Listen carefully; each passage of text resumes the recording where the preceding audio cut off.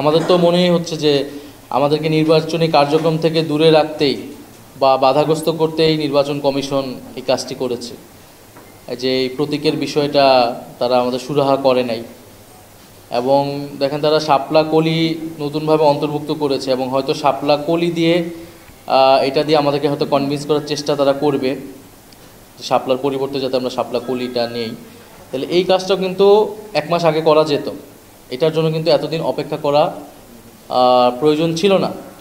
ফলে এটা অবশ্যই লেভেল প্লেইং ফিল্ড তৈরিতে বা আমাদের অংশগ্রহণেতে আমাদের সাথে, যেখানে আমরা নতুন দল, আমাদেরকে আরও বেশি সহযোগিতা করা উচিত ছিল, কারণ আমরা ইলেকশন করার অভিজ্ঞতা আমাদের নাই। সেই জায়গায় আমরা দেখলাম যে আমাদেরকে আরও কার্যক্রমে বাধাগ্রস্ত করা হলো, এবং এই নির্বাচন কমিশন যে নিরপেক্ষ আচরণ করছে না এটা আমরা আরও আগের থেকে বলে আসছি, জনগণ এটা দেখতেছে।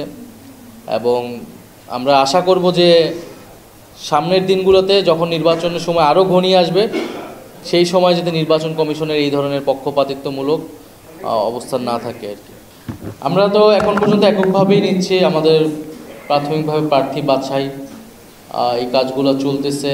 আমাদের 2 মুখ্য সংগঠক তারা কিন্তু বিভাগগুলোতে সফর করতেছে, সাংগঠনিক কমিটি আসতেছে আমাদের।